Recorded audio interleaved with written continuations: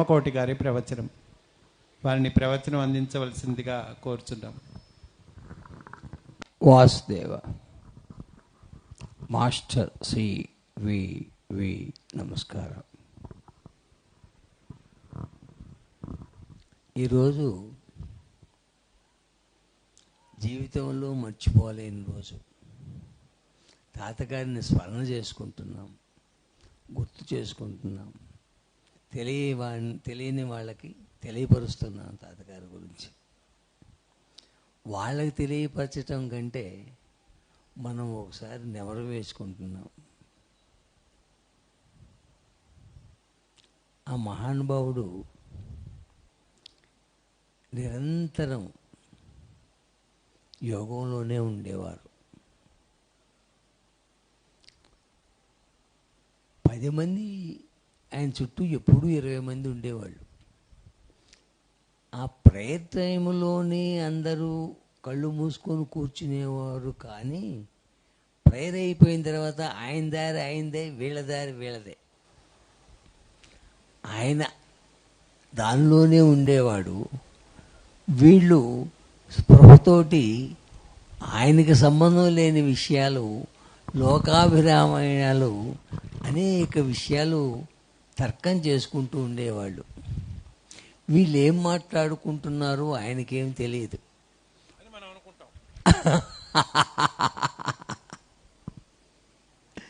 వీళ్ళు వాళ్ళలో వీళ్ళు ఉంటారు, ఆయన మాట్లాడుకుంటూ ఉంటాడు. వీళ్ళల్లో వీళ్ళకి వాదోపవాదాలు జరిగి ఏది కరెక్టు అన్నప్పుడు తాతగారికి చెప్పేవాళ్ళు. తాతగారు అని పిలిచేవాళ్ళు. ఆయన అప్పుడు అక్కడిలోంచి నిద్ర లేచినట్టుగా బాబుగారు ఏమిటి అంటాడు. వీళ్ళు చెబితే దానికి సమాధానం చెప్పాలి కదా. అస్సలు ఎప్పుడూ డైరెక్ట్ సమాధానం అనేది ఉండేదే కాదు. బాబుగారు, మా గురువు గారు ప్రభాకర్ శాస్త్రులు వారు అని ముందు వాళ్ళ గురువు గారిని ఉచ్చరిస్తూ ఆ రోజులలో జరిగిన ఒక సంఘటన చెప్పేవాడు. ఆ సంఘటనలో వీళ్ళకి ఆన్సర్ ఏది కరెక్టు అని అడుగుతారు కదా. నేను చెప్పేది కరెక్ట్ అంటే నేను చెప్పేది కరెక్ట్ అని వీళ్ళకి ఆ కథలో ఆ సమాధానం వస్తుంది. ఎవరికి వస్తుంది? ఇద్దరికీ వస్తుంది. నాది తప్పని, నాది రైట్ అని ఇద్దరు అనుకుంటారు. అర్థమైంది కదా బాబుగారు అంటాడు. అర్థమైందిగా చస్తారా? అర్థమైంది తాతగారు అంటాడు. తప్పు వాడిది అర్థమైంది అంటాడు, రైట్ వాడు అర్థమైంది అంటాడు. అంటే ఇక్కడ తప్పు ఒప్పు వీళ్ళ మాటల కంటే ఆ మహానుభావుడు వాళ్ళ గురువు గారిని నిరంతరం గుర్తు చేసుకుంటూ ఉంటాడు. మనం ఈ రోజున్నా గుర్తు చేసుకుందాం ఆ మహానుభావుడి గురించి. ఆ మహానుభావుడు జీవించినంతకాలం మా బుజ్జి చెప్పాడు, ఇప్పుడు ఇతరుల బాధలు తీర్చి వాళ్ళు బాగుండాలనే కోరిక తప్ప ఆయనకి నేనేమిటి, నా చొక్కా ఏమిటి, నా పంచి ఏమిటి, నా ఆస్తి ఏమిటి, నా పిల్లలు ఏమిటి ఏనాడూ ఎరగడు ఆయన.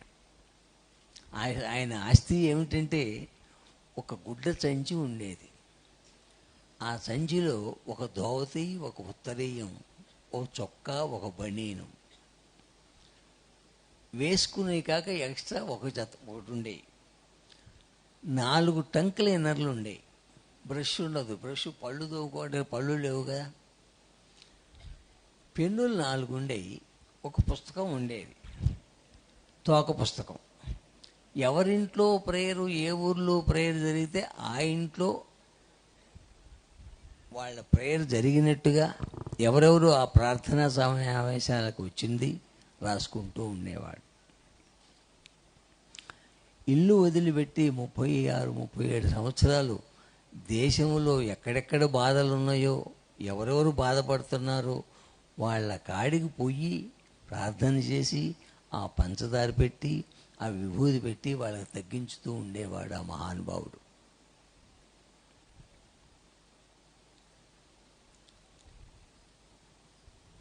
ఆయన జీవితాంతం ఇతరుల కోసమే జీవించాడు. తను నమ్మిన సిద్ధాంతాన్ని పాటించాడు. వాళ్ళ గురుదేవులు ఆజ్ఞ ప్రకారం తన జీవితాన్ని నడిపించాడు. వాళ్ళ గురువు గారు ఏం చెప్పారు? ఇతరుల కోసమే మనం జీవించాలా అని చెప్పాడు. కాబట్టి ఆయన అదే విధంగా జీవించాడు. నేను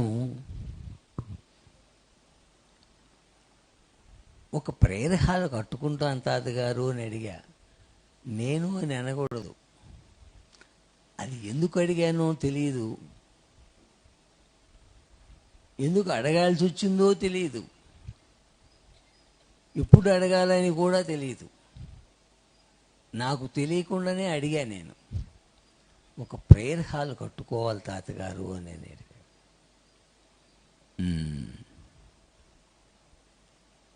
అన్నాడు. అనగానే నేను ఒప్పుకుంటున్నాడు అనుకున్నాను. నేను ఈ కీసు కాడ కీచులాట్లు వస్తాయి బాబుగారు అన్నాడు.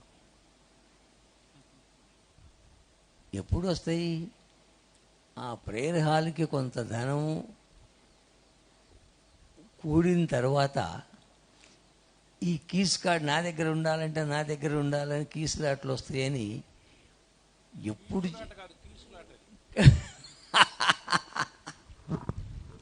ఈ కీసులాట్లు వస్తాయని ఎప్పుడు చెప్పాడు? ఇంకొక 50 ఏళ్ల ముందు జరగబోయేది ఆయన చెప్పాడు. అంటే ఇప్పుడు ఆ మహానుభావుడు ఇక్కడికి రాగానే మనల్ని చూస్తాడు. వీళ్ళు ఎప్పుడు వచ్చారు, ఏ జన్మలో ఎట్లా బ్రతికారు, ఇంకొక జన్మలో రేపు ఎట్లా బ్రతకబోతున్నాడు నేను అంతా తెలుసు ఆయనకి. దీనికి ఉదాహరణ ఇంకో చిన్న విషయం ఏమంటే, ఆయన దహన సంస్కారం జరిగిన ప్లేస్లో ఆశ్రమం కట్టిందాము అనుకున్నాం. ఆ ప్లేసు అనేది ఎక్కడ అనేది ఇంట్లో వాళ్ళు నిర్ణయించారు. ఈ చేను 18.5 ఎకరాలు చేను. ఆయనకి చాలా ఇష్టమైన చేను అంట. ఇష్టమైన చేను అంటే ఏమిటి అని మనం ఒకసారి ప్రశ్నించుకుంటే, ఆయన కొంతకాలం రాజకీయాలు కూడా ఉన్నాడు. రాజకీయాల్లో 25 సంవత్సరాలు ప్రెసిడెంట్గా చేశాడు ఈ ఊరికి. ఇనామినస్గా పోటీ లేదు. ఆ రాజకీయాల్లో ఉన్నప్పుడు వాళ్ళ అన్నగారు కొత్త రఘురామయ్య గారు ఎక్స్ సెంట్రల్ మినిస్టర్, హోమ్ మినిస్టర్గా చేశారు. ఆయన ఢిల్లీలో ఉంటే ఈయన ఇక్కడ రాజకీయాలు నడిపేవారు. ఎక్కడి నుంచో వచ్చి ఈ ఊర్లో లాస్ట్ బస్సు 10ంటికి దిగినప్పుడు 10ంటికి బస్సు దిగి బస్ స్టాండు ఈ ఊరికి అవతలు ఉండేది. లాస్ట్లో ఎర్ర చెరువు నల్ల చెరువు అని ఉంటుంది, అక్కడ ఉండేది. అక్కడి నుంచి నడిచి అట్నుంచి ఈ చెరువు అప్పుడు ఆక్యుపై చేయలే ఎవరు. చెరువుగానే ఉంది. ఈ చెరువు చుట్టూరు తిరిగి ఇంటికి వచ్చేవాళ్ళు. మేము కూడా అట్లా నడిచిపోయిన వాళ్ళల్లో ఆ దారిలో ఆయన వెనకాల నడిచిపోయేవాళ్ళం. ఆ దారి అది గుర్తు బాగా మాకు. అప్పుడు రిక్షాలు బొక్షాలు ఏం లేదు, 2 కాళ్ళ బస్సు ఉండేది. ఆ బస్సులో పోయేవాళ్ళం. ఆయన 10ంటికి లాస్ట్ బస్సు దిగి ఇంటికి పోకుండా ఈ చేనుకు వచ్చేవాడంట. ఈ చేనుకు వచ్చి ఈ చేను చుట్టూ తిరిగి చూసుకొని పోయేవాడంట. 10ంటప్పుడు ఏముంటుంది చేలో? సరే ఉన్నా కానీ నీకు ఏం కనపడుతుంది? కనపడ్డా కానీ నువ్వేం చేస్తావు? కాదు, ఆ చేను చూస్తే ఆయన తృప్తి అంట. కాబట్టి ఆ చేలోనే దహన సంస్కారం జరగాల. ఆనాటికి ఈ చేను కొన్ని చేతులు మారింది. మరి అది వాళ్ళ చేతుల్లో లేదు. కాబట్టి మనం కొనాల. వాళ్ళు ఇస్తారా? ఇస్తారు. ఎట్లా? డబ్బులు ఇస్తే. డబ్బులు ఉన్నాయా వీళ్ళ దగ్గర కొనడానికి? ఆ మహానుభావుడు పంచటమే తప్ప లేదు. హారతి కర్పూరం అయిపోయింది. ఆ వచ్చిన వాళ్ళు కొనాలా అంటే ఎవరి జేబులలో వాళ్ళు ఇచ్చారు, కొన్నారు, అయిపోయింది. అయిపోయిన తర్వాత 91లో శరీరం వదిలేశారు. 96 దాకా ఇది అట్లనే ఉంది. ఇక్కడ చేనే. నేను ఒకప్పుడు ప్రేయర్ హాల్ కట్టాలని అడిగా. ఆయన సమాధానం, వద్దు కట్టు అని ఏం అనువాల. ఈ కీసు కాడ కీచులాట్లు వస్తాయి బాబు గారు అన్నాడు. దాన్ని మర్చిపోయా. సరే, ఎందుకు ఎప్పటి నుంచో ఉంది కాబట్టి ఒక ప్రేయర్ హాల్ కట్టుకుందాం. మరి ఎప్పుడు మనం ప్రతి సంవత్సరం ఫిబ్రవరి 9వ తారీఖు ఇక్కడ వచ్చి ప్రార్థన చేసుకుంటాం కాబట్టి ఆ వచ్చిన రోజు కూర్చోవడానికన్నా కొద్దిగా నీడ కావాలి కదా, చేను కదా. ఆ రోజు వచ్చి చెట్లు బొట్లు పిచ్చి చెట్లు పీకి కూర్చునేవాళ్ళం.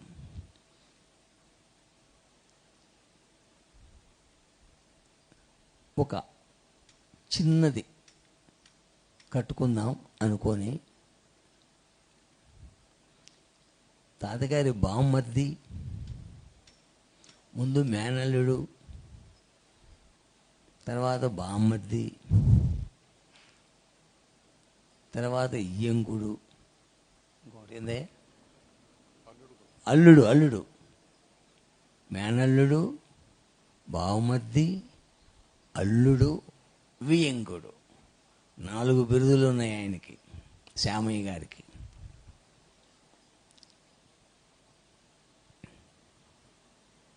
ఆ శ్యామయ్య గారి ద్వారా నేను అప్పుడు గుంటూరులో ఉంటున్నా, ఇట్లా కడదామండి అంటే, ఓ కట్టమంటే కడతానన్నాడు ఆయన. ఊళ్ళో ఉండేవాడు కాబట్టి.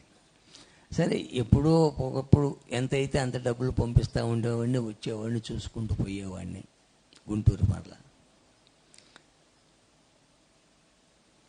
కట్టియమన్నాను కానీ ఇట్లా కట్టించు అని నేను చెప్పలేదు. ఇట్లా కట్టించు అంటే నాకు తెలిస్తే కదా నేను చెప్పేది. ఆయన కూడా కట్టండి రా అన్నాడు కానీ మేస్త్రితోటి ఇట్లా కట్టండి అని ఏం చెప్పల. ఈ పునాదులు తీసి, పునాదులు 6 అడుగులు తీశారంట. 6 అడుగులు అంటే 2 అడుగుల తర్వాత ఇంక తెగల, అంత గలస. తెక్కపోతే ఈ బాంబులు బరాలు పెట్టి పేల్చి గుంతలు తీశారు 6 అడుగులు. అక్కడి నుంచి ఏనుగు పాదాలేసి, ఏనుగు పాదాలతోటి కాంక్రీట్ తోటి పిల్లర్స్ లేపారు.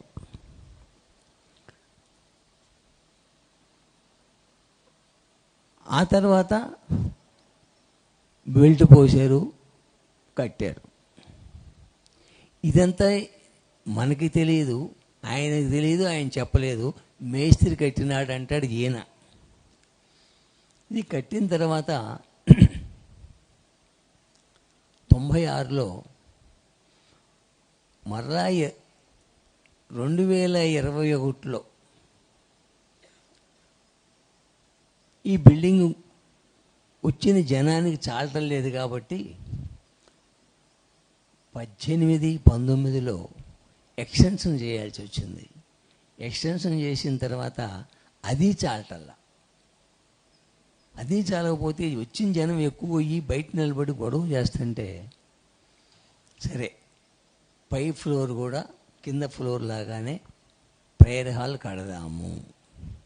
మరి మన స్థలం ఈ కొంచెమే, ఇంకెవరు ఎక్కడా ఉండలేరు కాబట్టి మరి భోజనాలు తినడానికి కూడా పైన వేద్దాము అని అన్నారు. All right. ఆ తర్వాత భోజనాలు కరెక్టేను, మరి ఈ పుస్తకాలన్నీ ఎక్కడ పెడతారు? ఎవరైనా వస్తే గెస్ట్ రూమ్ ఒకటి కావాలా? నువ్వు నిరంతరం ఎక్కడుంటే నిన్ను నిద్రపోని వచ్చిన వాళ్ళు, నిద్రపోవటం సమస్య ఉండదు కాబట్టి నీకు ఒక రూమ్ పైన పెడదాము అని 3 ఫ్లోర్లు వేయటానికి నిశ్చయిస్తారు. ఓకే. అప్పుడు వస్తుంది సమస్య. 3 ఫ్లోర్లు వేయడానికి దీనికి ఫౌండేషన్ ఏం వేశారు? ఫౌండేషన్ ఏం వేశారంటే మరి నాకు తెలియదన్న. తెలియదేందయ్యా, నువ్వు మొదటి నుంచి ఉన్నావు కదా అన్నారు. ఉన్నాను, నాకు ఏనుగు పాదాలు వేసి కట్టాము అని శ్యామయ్య గారు ఒకసారి చెప్పారు అన్న.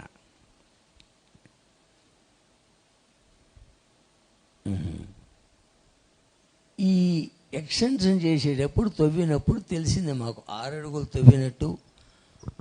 ఆ మేస్త్రి కూడా అప్పటికున్నాడు ఎక్స్టెన్షన్ చేసినప్పటికి. ఈ కట్టిన మేస్త్రి ఈ విధంగా వేసామని చెప్పాడు. ఈ 3 అంతస్తులు వేసేటప్పటికి మేస్త్రి లేడు, శ్యామయ్య గారు లేరు. ఇది ఎట్లా కట్టాల పునాదులు ఏంది అంటే అప్పుడు మళ్ళీ నేనే చెప్పాను. మేస్త్రి నాతో చెప్పాడు, శ్యామయ్య గారు చెప్పారు. శ్యామయ్య గారు కట్టమని మేస్త్రితో చెప్పలేదు, మేస్త్రి ఇట్లా కడుతున్నానే శ్యామయ్య గారితో చెప్పలేదు, నేను అసలు చెప్పలేదు. కానీ కట్టడం ఎట్ట కట్టారంటే ఏనుగు పాదాలు 6 అడుగులు లోతు తీసి ఏనుగు పాదాలు వేసి పిల్లర్స్ వేసి కట్టారు.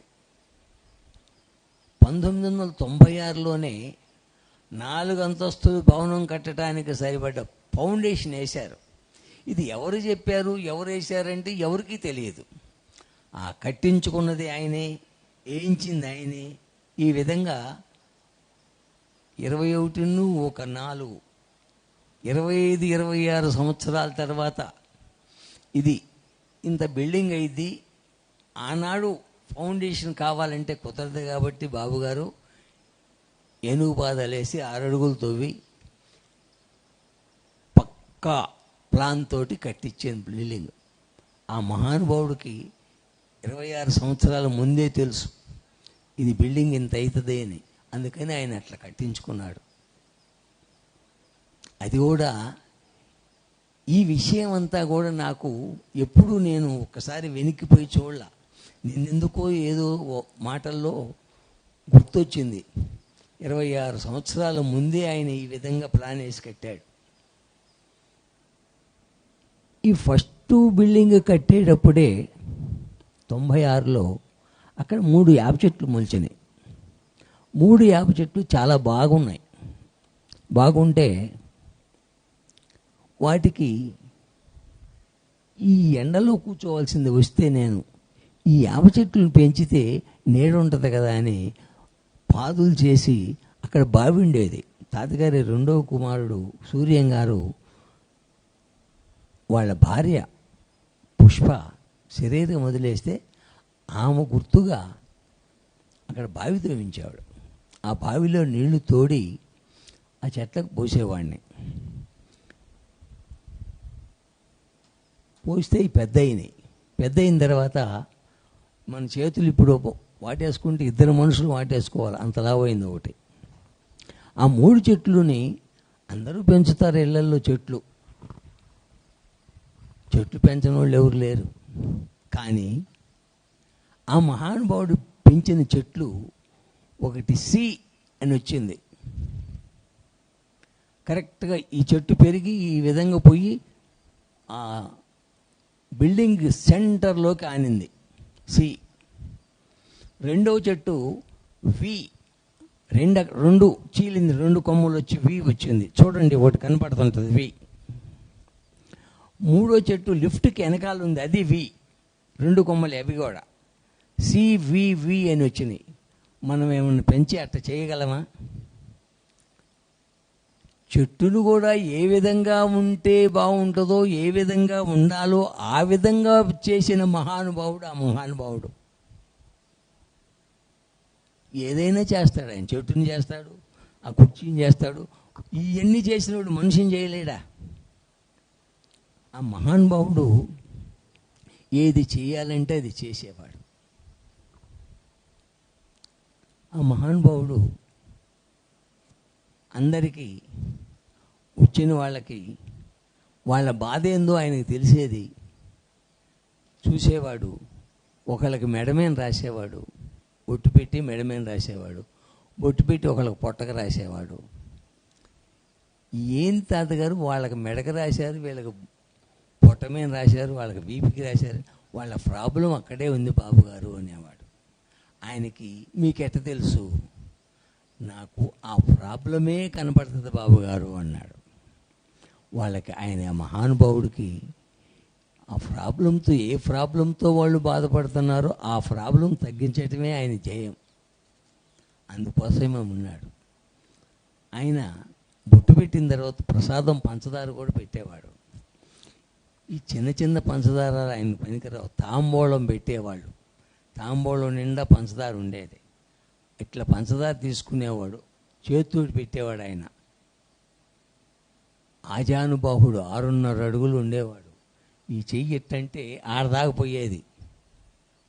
ఆయన చెయ్యిని ఇది ఆయిలు నువ్వుల నూనెతోటి మర్దం చేయించుకునేవాడు. భుజం వేసుకొని ఇట్లా మర్దం చేస్తుంటే ఈ మో చెయ్యి కాడికి వచ్చేది, ఈ భుజం మీద వేసిన చెయ్యి అంతే, అంత పొడుగు ఉండేది ఆయన చెయ్యి. ఆ మహానుభావుడు పంచదార తీసి పెట్టేవాడు. పంచదార తీయగానే ఆ తాంబూలంలో పంచదార నున్నగా ఉంటుంది కదా, నున్నగా చేసేవాడు నారాయణ రెడ్డి అని ఒక అమెరికాలో ఉన్నాడు ఇప్పుడు. ఆ నారాయణ రెడ్డి నున్నగా పంచదార చేసేవాడు. ఈ తాతగారు ఇట్లా ప్రసాదం తీయంగానే అందరిని పిలిచేవాడు. సివివి అనే అక్షరాలు వచ్చాయి 3. ఆ పంచదార తీస్తే ఆ తాంబూలంలో చూసి ఆశ్చర్యపోయేవాడు. మనం తీస్తే వస్తాయా, పిచ్చి గీతలు కూడా రావు. ఆ మహానుభావుడు ఎన్నిసార్లు తీసి పంచదార ఇంకొక మనిషికి పెట్టగానే మళ్ళీ సివివి అని వచ్చాయి. మళ్ళా నున్నంగా చేసి పిలిచేవాడు జనాన్ని. వాడు మళ్ళీ సివివి అని అక్షరాలు వచ్చాయి. నిరంతరం ఆ ధ్యాసలో ఉండేవాడు. కాబట్టి ఆయన ఏ పని చేసినా సివివి, ఏ పని చేసినా వాళ్ళు గురువు గారే. ఆ మహానుభావుడు పాదాలు పట్టుకున్న వాళ్ళల్లో నాకు తెలిసిన వాళ్ళు ఈయనొకడు. నేను పట్టుకోలేదు అని కాదు. ఆ నారాయణ రెడ్డి ఒకడు, వాడు బిఎస్సి తప్పాడు, పాస్ కాల. తర్వాత ఒకడు రాసి పాస్ అయ్యాడు, అమెరికా పోయాడు. ఒక కంపెనీలో 4,000 మంది ఉన్న కంపెనీలో చీఫ్ సిఇఓ ఇప్పుడు. ఇంకొక ఆయన బిఎస్సి చదివాడు, డిప్యూటీ కలెక్టర్గా చేస్తున్నాడు. ఏమిటి వీళ్ళ అర్హత అంటే ఇది చదువుకున్నది కాదు, ఆ మహానుభావుడు పాదాలు పట్టుకున్నారు వాళ్ళు, అదే వీళ్ళ అర్హత.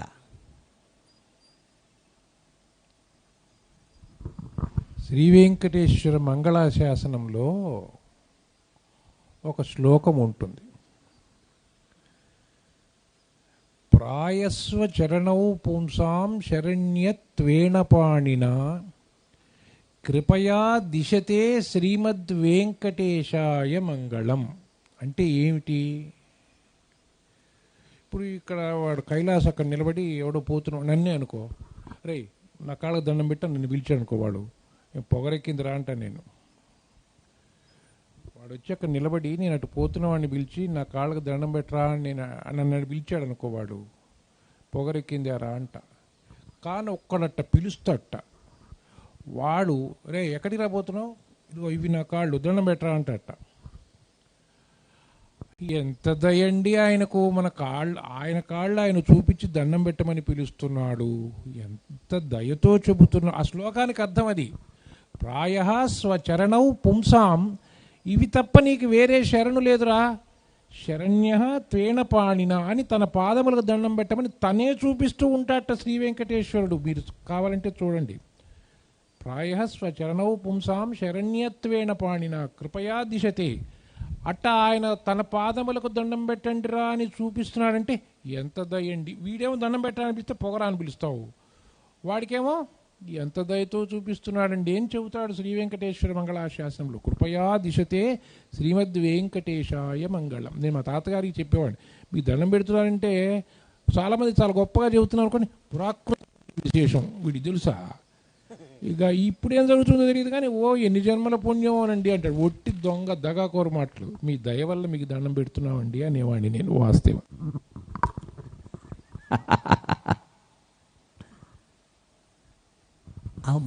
మహానుభావుడి దయ అలా ఉంటుంది.